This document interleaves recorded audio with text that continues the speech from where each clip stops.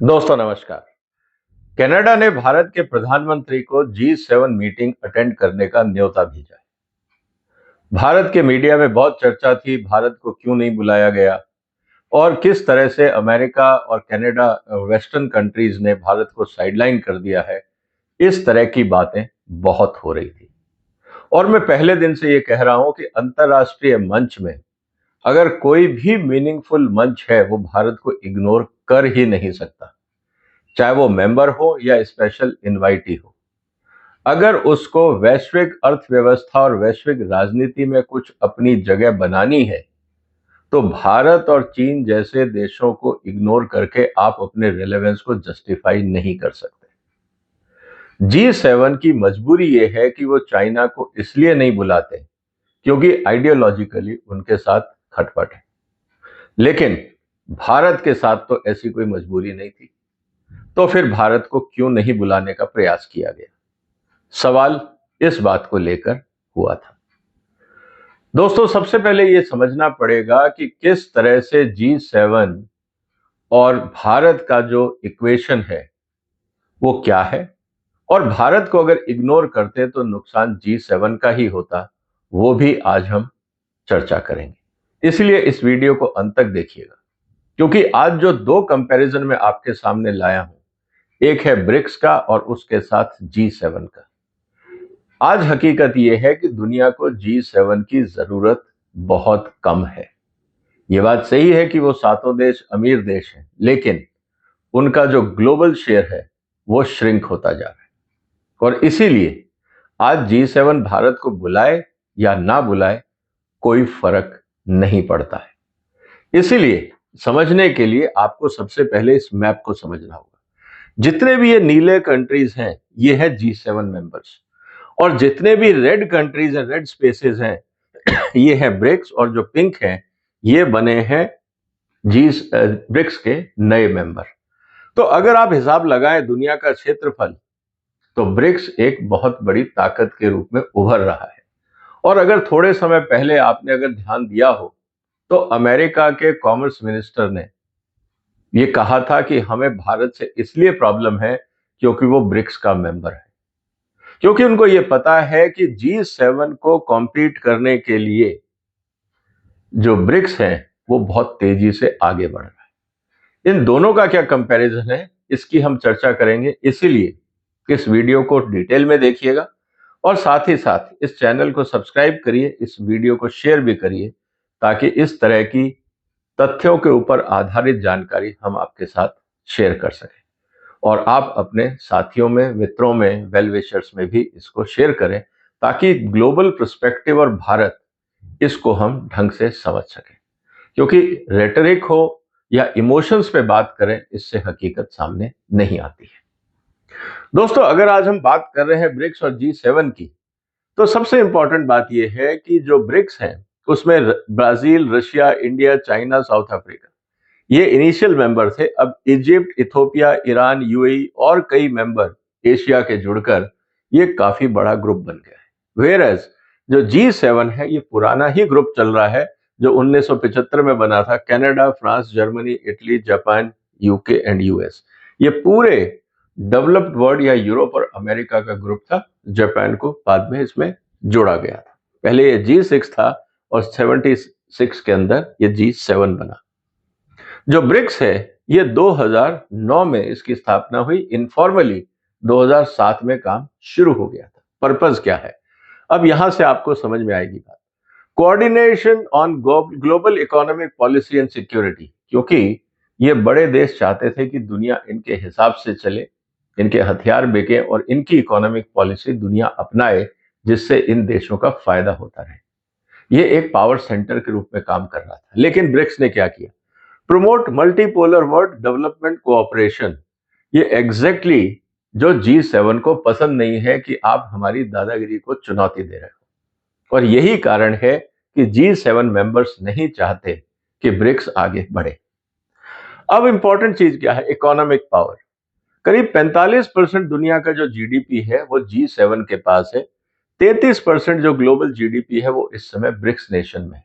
लेकिन जैसे ही नए मेंबर ब्रिक्स में जुड़ेंगे, और भारत और चाइना में तरक्की होगी, बाकी एशियन कंट्रीज में तरक्की होगी, निश्चित रूप से ये परसेंटेज श्रिंक होगा और ये बढ़ेगा। कारण बहुत सिंपल है कि जितना भी यूरोपियन मेंबर्स हैं, वहां पे जो जीडीपी है वो ऑलमोस्ट स्टैग्नेंट है, पॉपुलेशन डिक्लाइनिंग है, ग्रोथ हो नहीं रही। तो एक ही इकोनॉमिक पावर है अभी उनके पास, वो है अमेरिका। अमेरिका भी अपने ही आर्थिक समस्याओं में उलझा हुआ है, तो वहां पे भी ग्रोथ की बहुत ज्यादा संभावनाएं दिख नहीं रही। ट्रंप साहब कोशिश तो कर रहे हैं, लेकिन हकीकत यह है कि वो कर नहीं पाएंगे, फंडामेंटल्स उनके साथ नहीं है। फिर आती है बात पॉपुलेशन की। ये सारे देश मिलके मात्र 10% की आबादी है, और जबकि ब्रिक्स के पास दुनिया की 46% आबादी है। तो आबादी का मतलब है कंजम्पशन, कंजम्पशन का मतलब है इकोनॉमिक ग्रोथ। तो एक्चुअली है क्या, G7 चाहते हैं ब्रिक्स के मार्केट को कैप्चर करना, और ब्रिक्स कहता है कि हम आपस में ही कोऑपरेट करें, हमारा पैसा विदेश क्यों जाए। ये एक बहुत ही इंटरेस्टिंग डेवलपमेंट है जिसको हमें समझना होगा। इसके अलावा मिलिट्री पावर जहां तक बात है, नेटो। अब नेटो अपने आप में स्टैग्नेंट है। अब हम देख सकते हैं कि जिस तरह से नेटो ने यूक्रेन को शील्ड बना के रशिया के खिलाफ मोर्चा खोला हुआ है, वहां क्या हो रहा है। अकेला रशिया लड़ रहा है, यहां पूरा नेटो लड़ रहा है, और अभी भी लड़ाई का कोई निर्णय नहीं आ रहा है।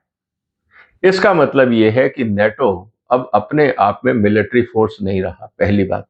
दूसरी बात, प्रेसिडेंट ट्रंप बार बार नेटो को यह कहते हैं आप अपना खर्चा खुद बढ़ाइए। पहले उन्होंने कहा आप अपने जीडीपी का 2% खर्चिए, अब उन्होंने उनको बढ़ा के 5% कर दिया कि हमने आपका ठेका नहीं ले रखा है कि आपकी समस्याएं हम उठाएं। आपको लड़ाई लड़नी है, आप लड़िए, अपने खर्चे से लड़िए, अमेरिका से उम्मीद मत करिए। ऐसी स्थिति में जो थोड़ा बहुत डेवलपमेंट का खर्चा यूरोप में होता था, वो भी श्रिंक होगा। उनको अपनी सिक्योरिटी पे खर्चे बढ़ाने पड़ेंगे, और वहां पे इंडस्ट्रियलाइजेशन जो होगा वो डिफेंस रिलेटेड होगा, ना कि बाकी कंज्यूमर रिलेटेड जिसकी हम बात कर रहे हैं।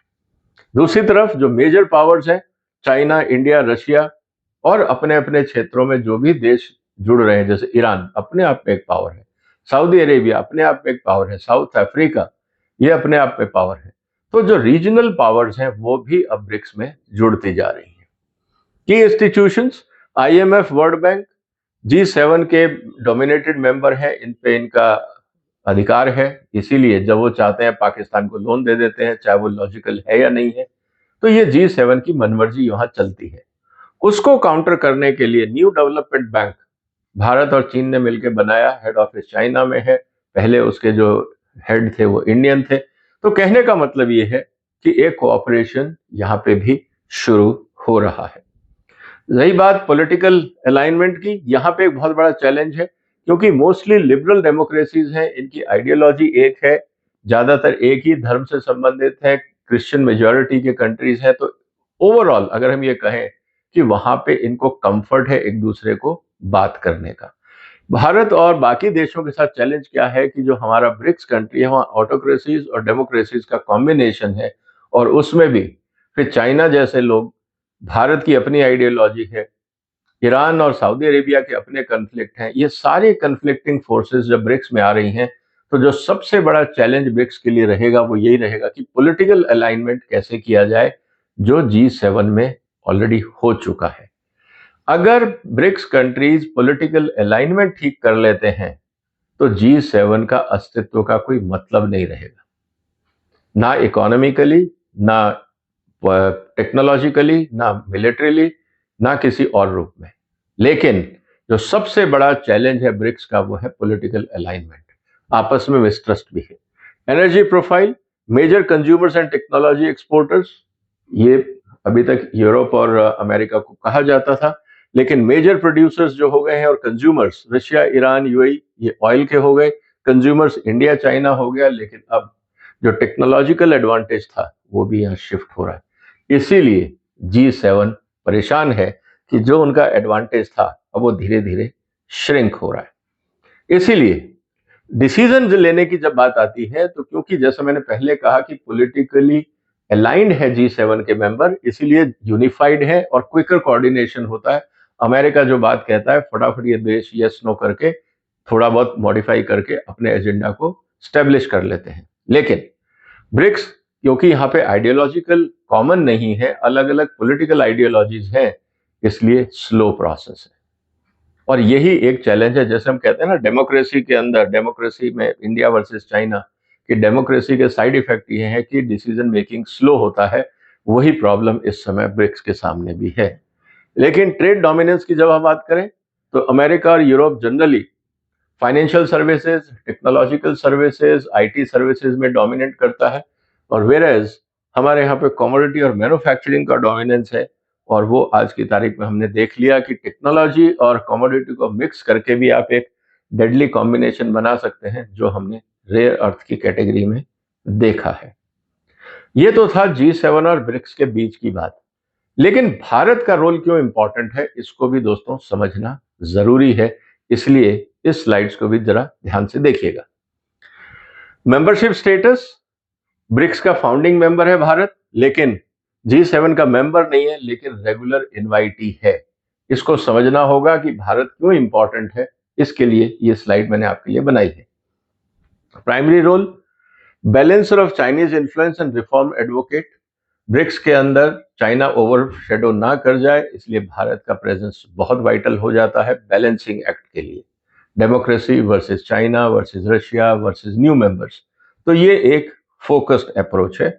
दूसरी तरफ G7 में भारत का रोल है bridge between global north and global south. अगर भारत को G7 की मीटिंग में नहीं बुलाते तो कौन आता?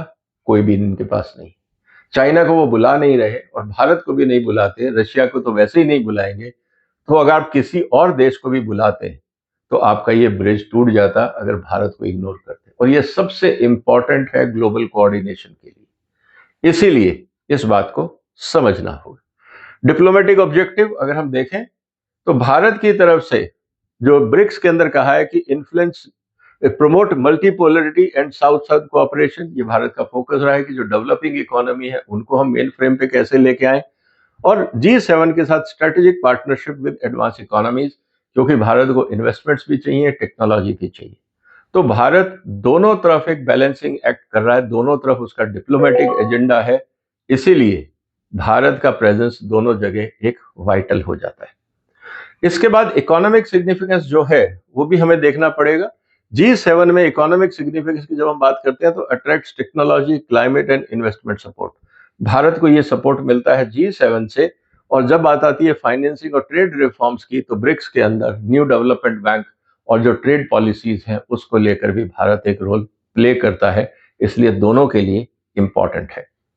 इसके बाद रही बात सिक्योरिटी अरेंजमेंट्स की। अब जैसे आपको पता है कि जो G7 कंट्रीज हैं, टेक्निकली ये लोग चाइना को काउंटर करना चाहते हैं, साइडलाइन करना चाहते हैं या लिमिट करना चाहते हैं। इसके लिए भारत का रोल इंपॉर्टेंट है। Indo Pacific to counter China, cyber security और टेररिज्म, यहाँ पे भारत का रोल बहुत इंपॉर्टेंट हो जाता है। और security through regional balance and anti terror push, यहाँ पे भारत पुश करता है बार बार ब्रिक्स के अंदर कि हमें इस एजेंडा को लेके आना है, क्योंकि चाइना कोशिश करेगा कि ब्रिक्स में पाकिस्तान को लेके आए और भारत कहेगा नहीं, टेरर इंपॉर्टेंट इशू है, रीजनल बैलेंस के लिए सिक्योरिटी इंपॉर्टेंट है, इसीलिए हमें इसको अलग ढंग से देखना चाहिए। डेवलपमेंट एजेंडा की बात जो है तो advocate for public digital public infrastructure है, इंक्लूसिव फाइनेंस। तो फाइनेंस को लेकर जनता के अंदर किस तरह से आमदनी बढ़े, इन्वेस्टमेंट्स बढ़े, इसको लेकर पूरा फोकस रहता है। और दूसरी तरफ ब्रिक्स क्योंकि डेवलपिंग इकोनॉमीज है, तो pushes for fair global financial structure, क्योंकि BRI border road and belt and road initiative के हिसाब से जिस तरह से पूरी दुनिया में चाइना ने लोन देके करीब 100 कंट्री को डेट ट्रैप में फंसाया है, उस हिसाब से ये कहना है इंडिया का ब्रिक्स के अंदर कि हमें फेयर ट्रांसपेरेंट सिस्टम की जरूरत है।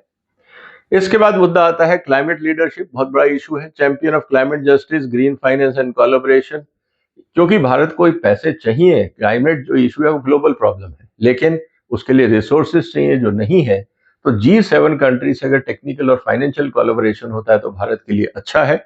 और दूसरी तरफ supports climate equity and sustainability for developing Nations, तो जो भारत का अपना एक्सपीरियंस रहेगा उसको वो ब्रिक्स के साथ भी शेयर करेगा ताकि वहां पे भी ये हो। तो ये बहुत इंपॉर्टेंट रोल भारत का यहाँ पे सामने आता है। फिर strategic use, Bharat is a soft power, technology, diplomacy and access to capital. तो सॉफ्ट पावर है, हम लोग बहुत ज़्यादा एग्रेसिव नहीं होते हैं, डेमोक्रेटिक वे में बात करते हैं, और टेक्नोलॉजी हमारे पास है, एक्सेस टू कैपिटल भी है, और यही चीज़ें G7 को चाहिए।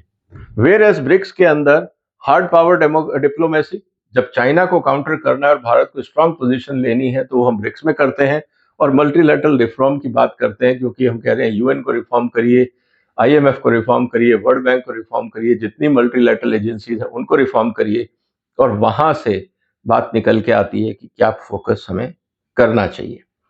इसीलिए जो कंस्ट्रेंट है, लेकिन सब कुछ ठीक नहीं है, थोड़ा बहुत जो दिक्कत आती है जिसके कारण कनाडा और भारत में जो इनविटेशन था वो आने में टाइम लगा। Not a formal member, limited institutional influence, आप जाके अपनी बात सकते हैं क्योंकि आप गेस्ट हैं, आप जाके वहां एजेंडा को छेड़ नहीं सकते, आप उनके एजेंडा को बदल नहीं सकते, because you are not a voter और voice of the forum, you are a invitee. दूसरी तरफ इंटरनल कॉन्ट्राडिक्शंस हैं चाइना और रशिया के साथ, कहीं पे हम चाइना के सपोर्ट में हैं, कहीं पे अगेंस्ट में हैं। इसी तरह से कहीं पे हमें रशिया का कोऑपरेशन चाहिए, जब रशिया चाइना के बहुत क्लोज हो जाता है तो हम भी दूरी बनाना चाहते हैं या वहां बीच में उसको रिफॉर्म करना चाहते हैं। तो ये जो चैलेंजेस हैं ये रहेंगे, लेकिन अगर हम अगले 10-15 साल की बात करें तो एक बात तो हमें समझ में आ जाती है कि दुनिया में क्या होने वाला है। इसीलिए अगर हम ग्लोबल जीडीपी की बात करें, ब्रिक्स क्यों इन्फ्लुएंशियल होगा, क्योंकि हमारे यहाँ परचेजिंग पावर बढ़ रही है, वेरएस G7 में ये श्रिंक हो रही है, इसलिए ब्रिक्स का सिग्निफिकेंस बढ़ेगा। जहां तक बात है जियोपॉलिटिकल पावर की, इंटरनली हम लोग फ्रेगमेंटेड हैं, लेकिन हम ज्यादा मेंबर्स जोड़ रहे हैं तो एरिया ऑफ इन्फ्लुएंस बढ़ रहा है ब्रिक्स में। G7 के अंदर स्टेबल है, इंस्टीट्यूशनल कंट्रोल है, लेकिन ग्रोथ भी नहीं है। रही बात इनोवेशन एंड टेक्नोलॉजी को लेकर, चाइना रशिया, जो चाइना इंडिया, ये सब राइजिंग पावर है, और अभी आप कह सकते हो कि कंपैरेटिवली G7 के पीछे हो सकते हैं, लेकिन ग्रोइंग है। वेयरएज जो करंट डोमिनेंट है फाइनेंस और टेक्नोलॉजी के मामले में वो G7 है, ये हमें मानना पड़ेगा। Military reach, China India Russia ये सब असर्टिव हैं, अपनी अपनी फोर्सेज और पावर को बढ़ा रहे हैं। दूसरी तरफ नेटो का जो कोऑर्डिनेशन है अभी तक स्ट्रांग है, लेकिन आने वाले समय में अगर ये कोऑर्डिनेशन में दिक्कतें आती हैं जिस तरह से ट्रंप साहब कर रहे हैं, तो ये नेटो काफी हद तक वीक हो जाएगा, इसको भी हमें समझना होगा। और रही बात ग्लोबल गवर्नेंस की, तो हम लोग कह रहे हैं कि भाई जो G7 मेंबर कंट्री जो अधिकार बनाए हुए हैं यूएन पे और इंटरनेशनल बॉडीज पे, वो ठीक नहीं है, उनके जो मॉरल अथॉरिटी है उसको चैलेंज किया जा रहा है। तो जो ग्लोबल गवर्नेंस में उनका रोल है, आपने देखा होगा कि ट्रंप को लोग इग्नोर करना शुरू कर रहे हैं, यूरोप की अब कोई बात करता ही नहीं। तो कुल मिला के they are losing their moral authority, whereas जो ब्रिक्स कंट्री मेंबर्स हैं they are growing economic powers, उनका एरिया ऑफ इन्फ्लुएंस बढ़ रहा है, उनके पास टेक्नोलॉजिकल रीच बढ़ रही है, फाइनेंसेस बढ़ रहे हैं, इसीलिए उनकी अथॉरिटी बढ़ रही है and they are seeking reforms. और रही बात कि यूनिटी और कोहेजन को लेकर, फिर सबसे बड़ा चैलेंज आता है कि क्या नियर फ्यूचर में ब्रिक्स के मेंबर आपस में बैठ के काम कर पाएंगे। मुश्किल लग रहा है, क्योंकि ईरान और सऊदी अरेबिया की हम बात करें, इंडिया चाइना की बात करें, रशिया के अपने कन्फ्लिक्ट हैं, बाकी जो मेंबर्स हैं उनके अपने कन्फ्लिक्ट्स हैं। तो कोऑर्डिनेशन करके कोहेसिव एनवायरनमेंट बना के एक ट्रैक पे चलना ब्रिक्स के लिए मुश्किल होगा, जबकि G7 के लिए आसान है। Same culture, same values, same everything, same governance model, उनके लिए ये आसान है। तो दोस्तों, आपके सामने आज जो मैंने रखा वो G7 और ब्रिक्स का एक कंपैरिजन रखा, और इसमें भारत की भूमिका क्या होगी। इसीलिए मैं कह रहा था कि G7 भारत को इग्नोर नहीं करेगा। लेट आने का कारण पॉलिटिकल रीजन हो सकते हैं कि इनविटेशन इतनी देर तक क्यों रोक के रखा। कभी कभी जो टाइम फैक्टर होता है ना, वो भी एक मैसेज कन्वे करने का तरीका होता है। कनाडा ये कन्वे करना चाह रहा था कि हम भारत से खुश नहीं हैं, मोदी के काम करने के तरीके से खुश नहीं हैं, इसलिए वो डिले कर रहे थे, ताकि एक एंग्जाइटी लेवल हो, मीडिया में हर तरह की बातें शुरू हो, लोग परसेप्शन क्रिएट करना शुरू करें। लेकिन हकीकत ये है कि आप इग्नोर नहीं कर सकते। अगर आप इग्नोर करोगे तो नुकसान G7 का ही है। उम्मीद है दोस्तों आज की ये चर्चा आपको पसंद आई होगी। इस वीडियो को शेयर करिए, हमारे चैनल को सपोर्ट करिए। फिर मुलाकात होगी एक और महत्वपूर्ण मुद्दे के साथ। तब तक आप जब भी ब्रिक्स और G7 की बात करें, इस नक्शे को हमेशा ध्यान में रखिएगा कि दुनिया के अलाइनमेंट्स बदल रहे हैं। आपने वक्त निकाला, आपका धन्यवाद। इस वीडियो को शेयर करिए, चैनल को सपोर्ट करिए, सब्सक्राइब करिए। फिर मुलाकात होगी एक और महत्वपूर्ण मुद्दे के साथ। अपना ध्यान रखिएगा। फिलहाल वंदे मातरम।